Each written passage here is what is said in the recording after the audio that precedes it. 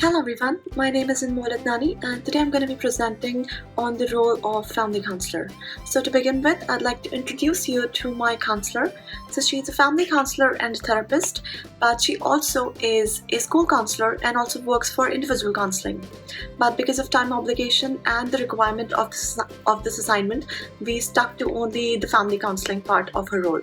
So let's begin. So she only takes 4 clients each day because she's working part-time, and she spends rest of her time in an ongoing work that is held in Dandenong. So she's a freelance counselor there, and she works for the prevention of domestic violence against women. So this is why she takes no more than 4 clients a day.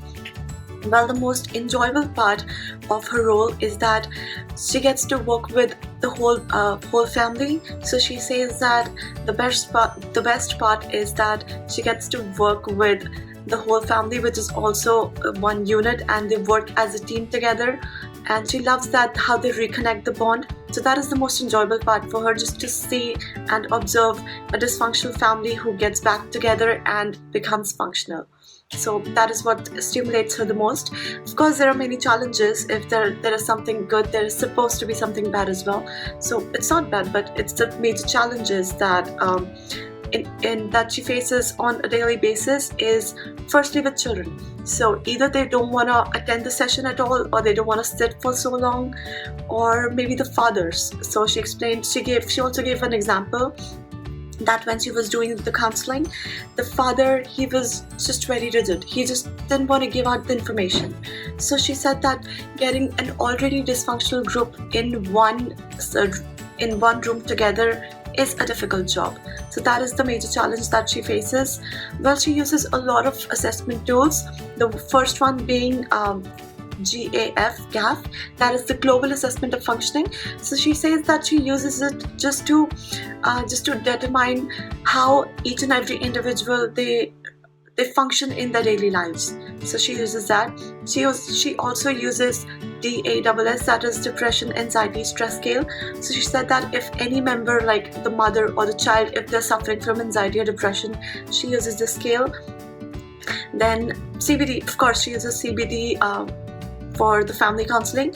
And the last one that she told me about is psychoeducation. I did not know that before, and I'm not so sure if you guys know about it or not, but I found it pretty interesting that in psychoeducation what she does is that, for example, if a client comes in and says that I'm suffering from anxiety, so she asks a simple question that, so what happens when you suffer from anxiety? What are the psychological as well as physiological changes that take place? For example, like your hands, they get sweaty, or your heartbeat, it starts beating fast. So I mean, it gets rapid. So that is how they kind of educate the client that. So this is what they call as psychoeducation, and these are not directed by the agency that she's working for. So it depends solely on the counselor and what, according to them, is the needs of the clients. So that is how they figure out what kind of assessment tools they have to use. Now moving on to the referral process. So she told me that they do not work with any outside agencies. So in their agency, it's basically a full-fledged agency in which they have got a variety of counselors. So she is the family counselor for them. They also have a marriage counselor, child counselor, and basic and career counselor. Yes. So they do not work with any other outside agencies because they've got everything inside own. I mean, they've got everything with themselves as well. So the referral process basically is not exactly existence, because whenever, suppose, say the counselor that I interviewed, if she's got a family, if she's got a couple and their children, and if the children need career counseling, so what she does is she just refer them to the counselor in their own agencies. So basically, they do not exactly deal with the outside agencies, and they do need to maintain client records. So what they do is they follow a template in which they have to mention each and everything. For example, they have to write who the client is, who the counselor is, then what kind of counseling they've been doing, how long what the problem is, how long does they have the problem for, I mean, how long did they have the problem for? Have they had any other medication or counseling done before? And basically everything. So they have to write each and everything, the fees that the client is paying and the progress that they're making. So before the next session, what the counselor is supposed to do is he has to go through the notes from the previous session just to help with the counseling in the present session, so that they know what they have to work for. And they have to maintain these records for 7 years before they destroy the records permanently. So what they do is they have to maintain the records for 7 years in some safe archives or some safe, secure place, so that the information is not leaked out.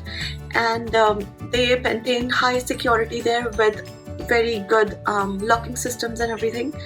So even if there is a break-in, which has never happened, but even if there would be a break-in, they only use the client's initials in their notes, so that the information, the confidential information, is not leaked out. So what they do after 7 years is that they destroy all of the notes and they send it to a confidential waste. I'm not so sure what it means, and I probably should have asked the counselor, but I forgot to do that.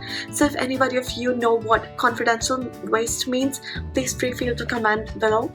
Right, so moving on, the laws that have impact on the role. So she mentioned that there are no particular laws that have impact directly on her role, but yes, if she is working with a minor and she observes that there is a threat, or so she needs to report it. And if she's been subpoenaed by the court, so she's obligated to give out the information. But since these have never happened with her before, so basically for her there are, for the time being, no laws that affect directly on her role. And according to her, the most important ethical dilemma is confidentiality, maintaining the confidentiality of the client, because, and this is important especially if the client and the counselor have multiple roles. For example, if say they both are in the same yoga class, so, or if they have some mutual friends and they meet in a party. So it's very important for the client as well as the counselor to maintain that distance and maintain that confidentiality. Now finally, moving on to the demands of the job. So she mentioned that there are huge demands for this job. So what she has done 25 point worth of courses and conferences for professional development. And she also said that the most important need of this job is to constantly update your knowledge with the latest theories and the research being done, because you do not want to be using the outdated researches or the approaches or theories when the new ones are available, new and the more effective ones are available. Now, coming on to the most important question, the $1 million question, as I said. So it's, why this role?